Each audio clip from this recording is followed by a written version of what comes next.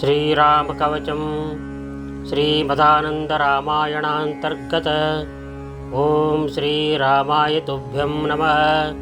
अगस्त्युवाच आजानुबाहुमरविन्ददलायताक्ष जन्मशुद्धरसहास मुखप्रसादं श्यामं गृहीतशरचाप मुदाररूपं रामं सराममभिराममनुस्मरामि। शृणु वक्ष्याम्यहं सर्वं सुतीक्ष्णमुनिसत्तम। श्रीरामकवचं पुण्यं सर्वकामप्रदायकम्। अद्वैतानन्दचैतन्यशुद्ध सत्त्वैकलक्षणः बहिरन्तः सुतीक्ष्णात्र रामचन्द्रः प्रकाशते। तत्त्वविद्यार्थिनो नित्यं रमन्ते चित्सुखात्मनि इति रामपदेनासौ परब्रह्माभिधीयते।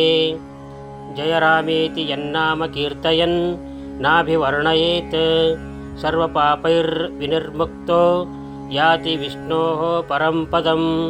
श्रीरामेति परं मन्त्रं तदेव परमं पदं। तदेव तारकं विद्धि जन्ममृत्युभयापहम्। श्रीरामेति वदन् ब्रह्मभावमाप्नोत्यसंशयम्। ॐ अस्य श्रीरामकवचस्य अगस्त्यऋषिः अनुष्टुप्छन्दः। सीतालक्ष्मणोपेतः श्रीरामचन्द्रो देवता। श्रीरामचन्द्रप्रसादसिद्ध्यर्थं जपे विनियोगः। अथ ध्यानं प्रवक्ष्यामि सर्वाभीष्टफलप्रदं। नीलजीमूतसङ्काशं विद्युद्वर्णाम्बुरावृतं कोमलाङ्गं विशालाक्षं युवानमतिसुन्दरं सीतासौमित्रिसहितं जटामकुटधारिणं शासितोणधनुर्बाणपाणिं दानवमर्दनं।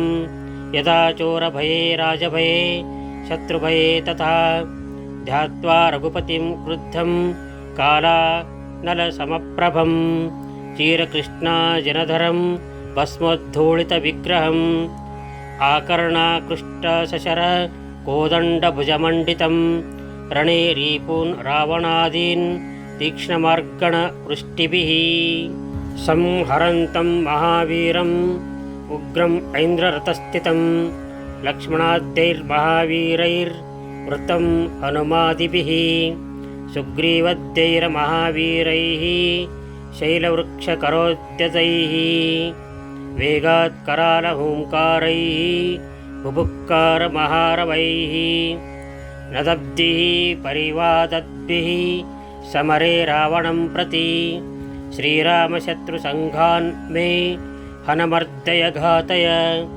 भूतप्रेतपिशाचादीन् श्रीरामशु विनाशय। एवं ध्यात्वा जपेत् रामकवचं सिद्धिदायकं सुतीक्ष्णवज्रकवचं शृणु वक्ष्याम्यहं शुभम्।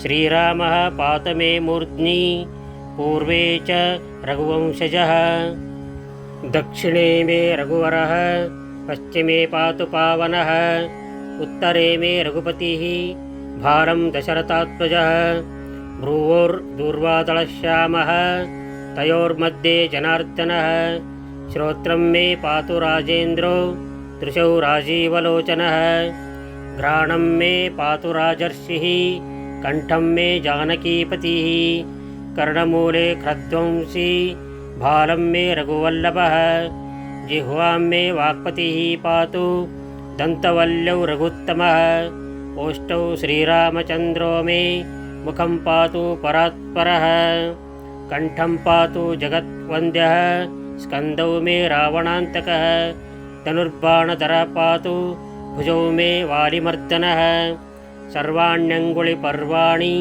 हस्तौ मे राक्षसान्तकः वक्षो मे पातु काकुत्स्थतः पातु मे हृदयं हरिः स्तनौ सीतापतिः पातु पार्श्वे मे जगदीश्वरः मध्यं मे पातु लक्ष्मीशो नभिं मे रघुनायकः कौसल्यया कटिं पातु पृष्ठं दुर्गतिनाशनः गुह्यं पातु ऋषिकेशः शक्तिनी सत्यविक्रमः ऊरुशारं गदरः पातु जानुनी हनुमत्प्रियः जङ्घे पातु जगद्व्यापी पादौ मे ताटिकान्तकः सर्वाङ्गं पातु मे विष्णुः सर्वसन्धीननामयः ज्ञानेन्द्रियाणि प्राणादीन् पातु मे मधुसूदनः पातु श्रीरामभद्रो मे शब्दादीन् विषयानपि विपदादीनि भूतानि मत्सम्बन्धिनी यानि च जामतग्नः महादर्प